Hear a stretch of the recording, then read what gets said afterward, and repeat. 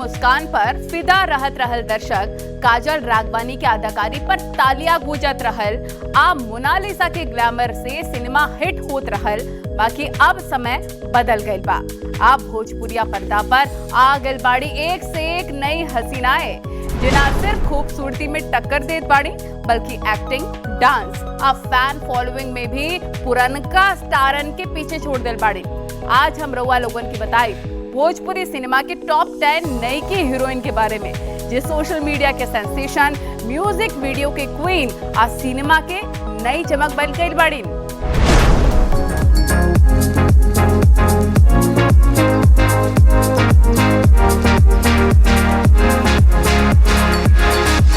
भोजपुरी में एक समय रहल जब श्वेता तिवारी, मोनालिसा, आम्रपाली, काजल राघवानी या अंजना सिंह जैसन हसीना के बोलबाला रहे।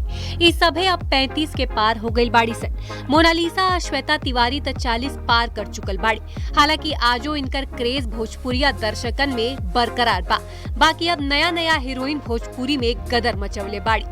भोजपुरी हसीना में सबसे पहला नाम आवेला भोजपुरी क्वीन अक्षरा सिंह के। भोजपुरी में अक्षरा सिंह के चाहे वाला लोगन के सबसे लंबा लिस्ट बा। इंस्टा पर उनकर 6.8 मिलियन फॉलोअर बा। फिल्मन में एक्टिंग के साथे साथे वो गजब के सिंगर भी बाड़ी आ उनका खूबसूरती, उनका टैलेंट में 4 चांद लगा देला। दूसरा नाम बा यामिनी सिंह। यामिनी सिंह के ग्लैमर और खूबसूरती भोजपुरिया लोगन के दीवाना बना देला। पत्थर के सनम से फिल्मी सफर शुरू कैले यामिनी सिंह के लाखों फैन बा। उनकर कई गो फिल्म भोजपुरी में शानदार कमाई कैले बा। अगला नाम बा भोजपुरी के धक धक गर्ल नीलम गिरी के। झमकौआ डांस से इंडस्ट्री के हिला देवे वाली नीलम गिरी के फैन फॉलोइंग भी खूब बा। उनका इंस्टाग्राम पर 5 मिलियन से ज्यादा फॉलोअर बा। मेहनत के दम पर वो कई बड़ी फिल्मन के हिट बना चुकल बाड़ी। ग्लैमरस हीरोइन में अगला नाम बा चांदनी सिंह। मैं नागिन तू सपेरा से करियर शुरू कैले चांदनी सिंह के पवन सिंह के बबुआन गाना से फेम मिलल। तब से वो लगातार आगे बढ़त बाड़ी। उनका कई फिल्म सुपर हिट भइल बा। उनकर खूबसूरती के भी खूब चर्चा होला। भोजपुरी में सादगी, खूबसूरती और टैलेंट के कॉम्बो मानी जाए वाली ऋचा दीक्षित के भी लाखों चाहे वाला बा। 2017 में रुद्र फिल्म से करियर शुरू कैले वाली ऋचा आज टॉप हीरोइन में गिनल जाली। निरहुआ, खेसारी लाल, पवन सिंह जैसन स्टारन के साथ हिट फिल्म दे चुकल बाड़ी। सादगी से दिल जीत लेली। उत्तराखंड से आवे वाली श्वेता महारा भोजपुरी में भौकाल बनवले बाड़ी। हॉट फिगर, ग्लैमरस लुक और कातिल अदाएं उनका अलग पहचान देले बा। उनका ठुमका पर यूपी बिहार हिल जाला। 2022 में मुझे कुछ कहना है से करियर शुरू कैले श्वेता के कई वीडियो एल्बम रिकॉर्ड तोड़ चुकल बा। आज वो भोजपुरी के सबसे हॉट हीरोइनन में गिनल जाली। माही श्रीवास्तव भोजपुरी इंडस्ट्री के सुपर हिट एक्ट्रेस बाड़ी। उनका डांस और अदा के जादू लोगन के दीवाना बना देला। पुदीना गाना से पवन सिंह के साथ फेम मिलल। इंस्टा पर उनका 8 लाख से ज्यादा फॉलोअर बा। हर फोटो पर फैन लोग जम के कमेंट करेला। शिल्पी राघवानी बचपन से एक्ट्रेस बने के सपना देखले रहली। मेहनत और लगन से आज भोजपुरी के चमकता सितारा बन गई बाड़ी।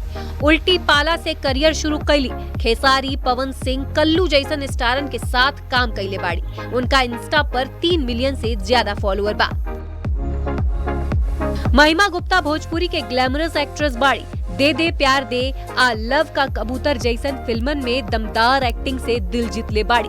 उनकर फैशनेबल लुक, ग्लैमरस अंदाज और सिजलिंग अदाएं देख के फैन लोग तारीफ करे से न रुक पावेला। सोशल मीडिया पर भी खूब एक्टिव बाड़ी। आस्था सिंह भोजपुरी के चर्चित एक्ट्रेस आ एक्सप्रेशन क्वीन कहल जाली। रील से चर्चित भइली आ 2021 में पवन सिंह के साथ एल्बम से इंडस्ट्री में कदम रखली। उनका इंस्टा पर करीब 2 मिलियन फॉलोअर बा। रक्षा गुप्ता भी भोजपुरी के फेमस एक्ट्रेस बन चुकल बाड़ी। 2018 में ठीक है फिल्म से करियर शुरू कैली। दिनेश लाल यादव निरहुआ के साथ काम कैली। खेसारी, चिंटू, यश कुमार जैसन स्टारन के साथ भी काम कैले बाड़ी। कोमल सिंह भोजपुरी म्यूजिक वीडियो के जानल पहचानल चेहरा बाड़ी। उनकर फैन फॉलोइंग लोगन में लगातार बढ़त बा। भोजपुरिया दर्शकन के खूब प्यार मिलेला। क्वीन शालिनी यानी शालिनी यादव आज भोजपुरी के पॉपुलर एक्ट्रेस बाड़ी। पवन सिंह, खेसारी लाल आ कई स्टारन के साथ काम कईले बाड़ी। टिकटॉक से चर्चित भइली आ 2020 में रितेश पांडे के साथ होलिये के दिन से डेब्यू कईली। नम्रता मल्ला भोजपुरी इंडस्ट्री की एक्टिव एक्ट्रेस बाड़ी। सोशल मीडिया सेंसेशन बाड़ी। खासकर इंस्टा पर सबसे ज्यादा पसंद कईल जाने वाली भोजपुरी एक्ट्रेस में गिनल जाली। नेपाली या भोजपुरी फिल्मन में काम कईले बाड़ी। टीवी एक्ट्रेस अब बिग बॉस फेम आकांक्षा पुरी अब भोजपुरी में एक्टिव बाड़ी। खेसारी लाल यादव के साथ उनका जोड़ी खूब धमाल मचवले बा। कई म्यूजिक वीडियो अब फिल्मन में साथ काम कईले बाड़ी। उनका ग्लैमरस अंदाज पर भोजपुरिया दर्शक दीवाना बा। बिहार के चुनावी मैदान में उतरे खातिर पवन सिंह रियलिटी शो से बाहर आ चुकल बाड़न। Reality show rise and fall से बाहर होते ही घरी पवन सिंह कहलन कि जनता बुला रहल बा, यही से जा रहल बानी। बाकी सवाल बा कि पवन सिंह कवन पार्टी से चुनाव लड़ी हैं, बीजेपी में दोबारा जोई हैं कि पीके के चुनी हैं या फिर निर्दलीय मैदान में उतरी है। यही बीच पवन सिंह और पूर्व मंत्री आरके सिंह ये पहले एक दूसरा के विरोधी रहले, अब उनकर बीच के विवाद खत्म होखत नजर आ रहल बा। आरके सिंह पवन सिंह के लेके सहानुभूति जतवले बड़े। वो कहलन कि पवन सिंह अगर बीजेपी में आ जासन तब बढ़िया रही। बाकी ए सब के बीच काराकाट विधानसभा के चर्चा तेज हो गई बा। काहे कि पवन सिंह के पत्नी ज्योति सिंह भी काराकाट से चुनाव लड़े के ऐलान कर चुकल बाड़ी। अब पवन सिंह के पहला पसंद भी काराकाट सीटी बा। ए से अब सबके निगाह पवन सिंह के अगला कदम पे टिक गई बा।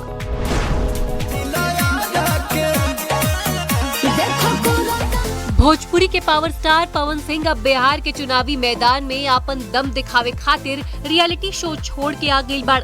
असल में बिहार इस समय विधानसभा चुनाव के मुहाना पर खड़ा बा। कुछ ही दिन में चुनाव की तारीख के ऐलान हो जाए, यही से उस शो के बीच में छोड़ के बिहार चुनाव में कूदे के इरादा बना ले बाड़। मेरा बिल्कुल मन नहीं है कि मैं इस घर को छोड़ के जाऊं, लेकिन मेरी जनता जो है मेरे लिए भगवान है और आपने ही मुझे नेता भी बना दिया। मेरा भी फर्ज बनता है, ये मेरा धर्म है कि मैं अपने जनता के बीच में जाऊं। हमारे यहाँ चुनाव होने वाला है, उनसे बात करूं, उनसे मिलूं। हालांकि पवन सिंह पहले से बिहार में विधानसभा चुनाव लड़े के ऐलान कर चुकल बाड़। बाकी रियलिटी शो के बीच में छोड़ के राजनीति में आवे वाला पवन सिंह के चर्चा अब और तेज हो गई बा। पवन सिंह कौन पार्टी से चुनाव लड़ी है, कौन सीट से लड़ी है, का पवन सिंह फेरू बीजेपी के साथ जई है, ये सब चर्चा के कारण बा। काहे कि आरके सिंह के चलते बीजेपी छोड़ले पवन सिंह के अब वही आरके सिंह बीजेपी में बुला रहल बाड़े। क्या आप मानते हैं कि पवन सिंह को बीजेपी में आना चाहिए फिर से उनको? बिल्कुल मानते हैं। इसलिए कि वो जो फिर आके हमको समझाए कि किन परिस्थिति में जो उन्होंने किया वो हमको समझाए, तो अब समझे कि उनके साथ थोड़ा सा ये हुआ।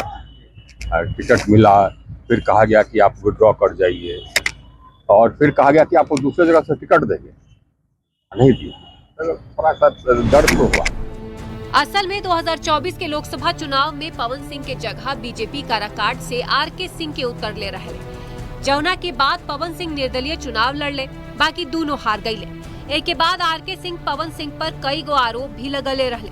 बाकी हाल के दिन में दोनों के बीच भइल मुलाकात अब आरके सिंह के पवन सिंह के प्रति सहानुभूति देखे के ई मानल जाला कि दोनों के बीच में पुरान नाराजगी अब खत्म हो गई बा। इस सब के बीच अब सोशल मीडिया पर ही चर्चा भी तेज बा कि का पवन सिंह खुद चुनावी मैदान में उतरी है कि अपन पत्नी ज्योति सिंह खातिर प्रचार करी है। काहे कि ज्योति सिंह खुल के पवन सिंह के समर्थन मांगे के बात कहले रहली। हालांकि पवन सिंह और ज्योति सिंह के बीच तगड़ा विवाद चल रहल बा, यही से ई मानल जा रहल बा कि पवन सिंह खुद चुनाव लड़ी है। बाकी अगर वो अपन पसंदीदा सीट काराकाट चुन ले तो उनका सामना अपन पत्नी ज्योति सिंह से हो सकेला।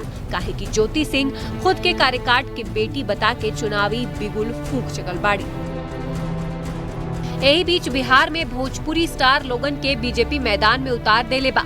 मोतिहारी में स्टेज शो के जरिए दिनेश लाल यादव निरहुआ लोगन के बीच बीजेपी के संदेश पहुंचावत नजर आइले। मुझे लगता है उनको पहले मौका दिया था बिहार ने। यूपीए की भी सरकार बिहार में काफी लंबे समय तक रही, पर हमको पटना से यहाँ आने में सोचना पड़ता था। उनके सरकार में पूरा दिन भर लग जाता था, न सड़कें थी न बिजली थी, कुछ नहीं दिया उन लोगों ने। पर जब एनडीए सरकार बनी तो आज हम पटना से मोतिहारी भी आ गए, अब मोतिहारी से पटना भी चले जाएंगे। ये तरक्की हुई है एनडीए सरकार में। तो बिहार की जनता जानती है कि हमको तरक्की चाहिए तो एनडीए सरकार ही चुनेगी। मोतिहारी के पिपरा में सीता कुंड महोत्सव आ अरेराज में बाबा सोमेश्वर नाथ महोत्सव में पहुंचला निरहुआ के एक झलक पावे खातिर लोग बेचैन नजर आइले। ए दौरान निरहुआ अपन आवाज से लोगन के दीवाना बनवले आ लालू राज के जिक्र करत दावा कइले कि एक बेर फिर एनडीए के सरकार बनी। भोजपुरी के जुबली स्टार दिनेश लाल यादव निरहुआ ए वक्त काफी चर्चा में बढ़न। उनकर फिल्म अजय आ भोजपुरी सिनेमा बलमा बड़ा नादान 2 ए वक्त धमाल मचा देले बा। लेकिन यही बीच भोजपुरी इंडस्ट्री पर निरहुआ एक से खुलासा कैले बढ़न। न्यूज 18 पर निरहुआ केकरा बतावले भोजपुरी के त्रिदेव। पवन सिंह खेसारी में केकरा बतावले नंबर 1 हीरो। भोजपुरी में अश्लीलता के सवाल पर काहे भड़क गए निरहुआ। का करिश्मा कपूर के साथ बन सकेला सिनेमा निरहुआ हिंदुस्तानी 5? ये रिपोर्ट में देखिए।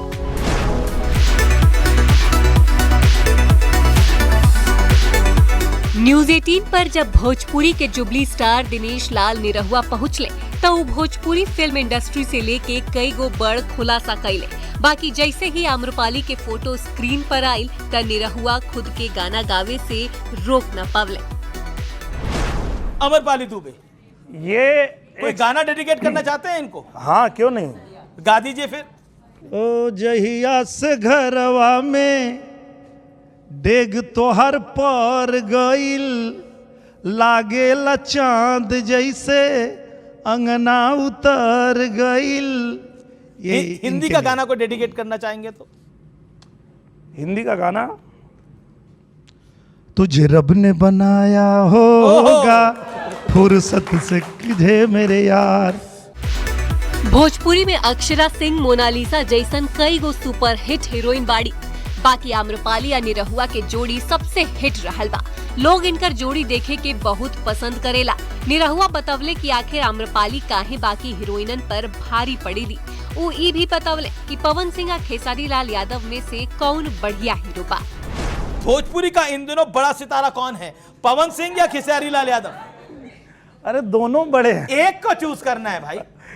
एक को चूज करेंगे तो पवन सिंह। पवन सिंह। अब इनमें से बेहतर अभिनेत्री कौन है इन तीनों में से? बेहतर अभिनेत्री तो आम्रपाली ही है। बेहतर अभिनेत्री आम्रपाली है। Yes. अक्षरा सिंह नहीं है अच्छी? वो भी हैं, पर आपने कहा बेहतर, तो आम्रपाली जी की साथ चलिए। में जो भी फिल्में हैं वो बहुत सराही गई नंबर टू कौन है? नंबर 2 तो उनको मोनालिसा है। जी चलिए, मतलब अक्षरा सिंह को आप नंबर 3 पे मानते हैं? अरे भाई, तो आप 3 लोगों को दिखाएंगे तो तीनों को क्या बोल सकते हैं, तीनों को 1 नंबर रखिए।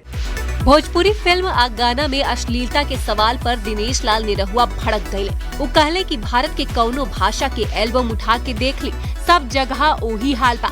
बॉलीवुड आ मराठी इंडस्ट्री से लेके वो कहले कि वो इंडस्ट्री औरी अश्लील बा। बदनाम तो बस भोजपुरी के कई जाला।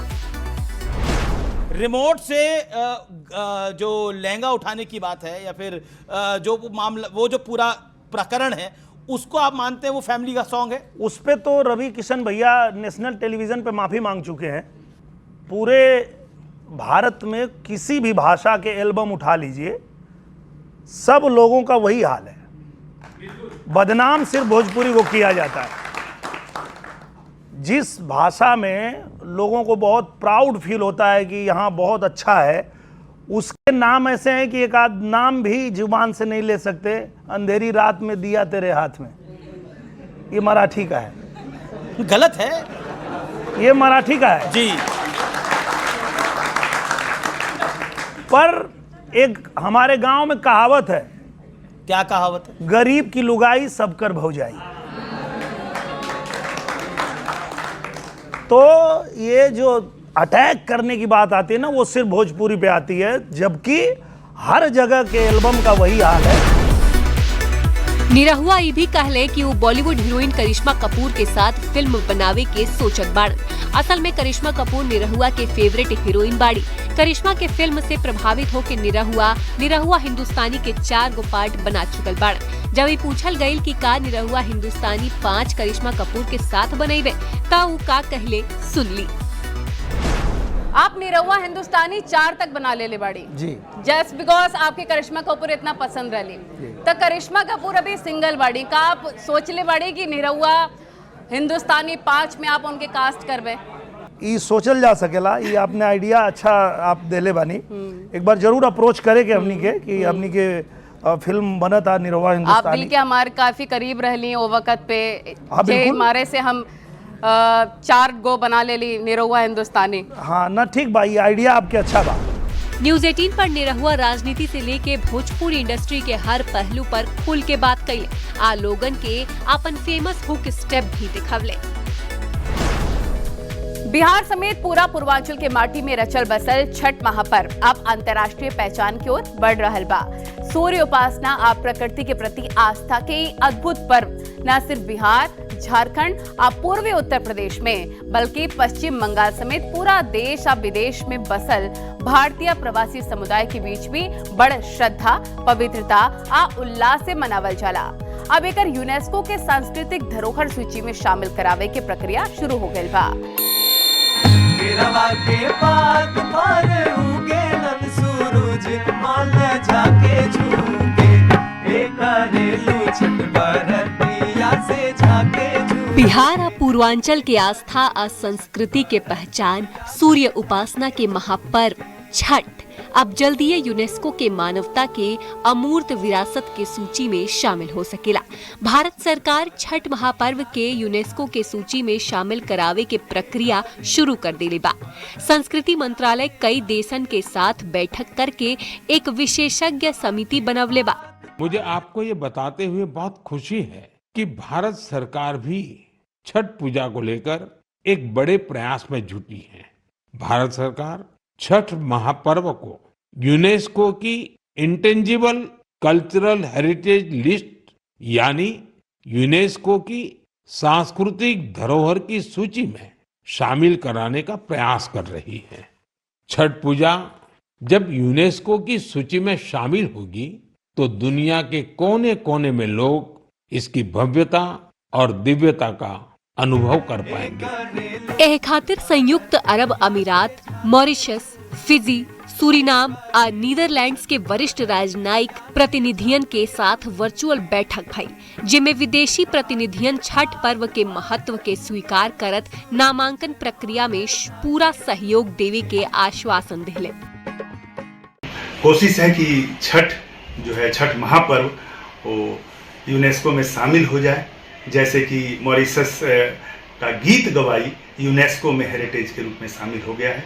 मेरी पूरी कोशिश है और जो मुझसे बन पड़ेगा, भारत में जितनी संस्थाएं करती हैं और देश के बाहर जितनी संस्थाएं छठ कर रही हैं उन सबको जोड़ने की कोशिश करें। प्रकृति पूजा के इस सबसे बड़ पर्व पर्यावरणीय संतुलन, सामाजिक समानता आ सामुदायिक एकजुटता के प्रतीक मानल जाला। यूनेस्को के सूची में शामिल होखला से ई न सिर्फ भारतीय सांस्कृतिक परंपरा के वैश्विक पहचान दिलाई, बल्कि आवे वाली पीढ़ियन खातिर ई धरोहर के सुरक्षित भी करी।